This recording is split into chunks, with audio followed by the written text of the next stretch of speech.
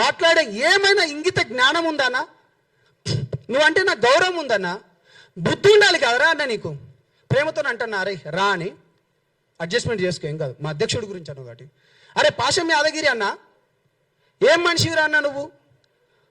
5 పెళ్ళిళ్ళు చేసుకో. నిన్నెవడు చేసుకోవద్దన్నాడు రా, రాజ్యాంగబద్ధంగానే చేసుకున్నాడు గారా. ఏంద్రా ఈ పెళ్ళిళ్ళ గోల? ప్రతిసారి ముండా కొడుకులకు అరే మగోడు చేసుకున్నారా పై బాజాప్తగా చెప్తున్నా, తెలంగాణ ముచ్చట్లే చెప్తానా. ఏంద్రా మీ బాధ? రాజ్యాంగం ప్రకారమే చేసుకున్నాడు. ఏనంటే 3 పెళ్ళిళ్ళు. అరే వేషాలు వేసేటోళ్ళు, బూడిదలు పూసుకునేటోళ్ళు నీకు వద్దన్నమన్నా. తెలంగాణ ఉద్యమంలో నేను తెలంగాణ సినిమా ఆర్టిస్ట్ అసోసియేషన్గా నేను పనిచేసిన. నేను జనరల్ సెక్రటరీగా ఉన్నా. అనేక మందికి నేను కార్డ్స్ ఇచ్చిన. నేను రియాలిటీ షో కూడా చేసిన. మరి తెలంగాణ వచ్చినప్పుడు ఇదే రసమై బాలకిషన్ అన్న అప్పుడు ఒక మంత్రిగా ఉండేటోడు 7 ఎకర్ల మీటింగ్ కూడా జరిగింది. అప్పుడు నాగార్జున గారు, చిరంజీవి గారు కూడా వచ్చింది అనుకుంటా. దాని తర్వాత చాలా మంది హీరోలు వచ్చిండ్రు.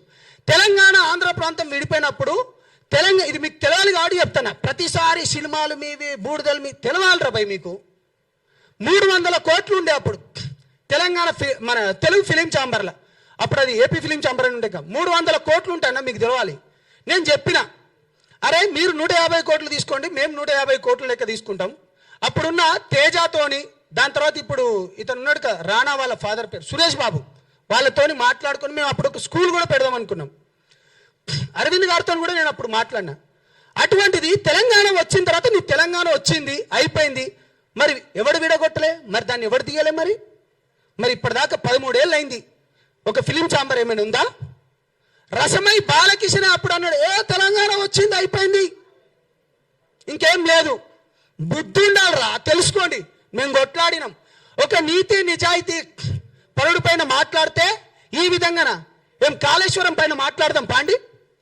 నిజంగా మీకు చిత్తశుద్ధి ఉంటే మీరు ప్రతిసారి అంటారు కదా ఎస్సీ ఎస్టీ బీసీ బిడ్డల గొంతుక లెక్క అంటారు. మీకు దమ్ముందా? రండి పోరాడదాం.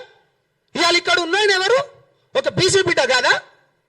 ఒక బీసీ బిడ్డకు నామినేటెడ్ పదవి ఇయ్యలేదా? ఇక్కడ హిమైత్ నగర్లా టీటీడీ బోర్డు చైర్మన్ ఆ టెంపుల్కి, ఇంకో అతనికి మహేందర్ రెడ్డి గారికి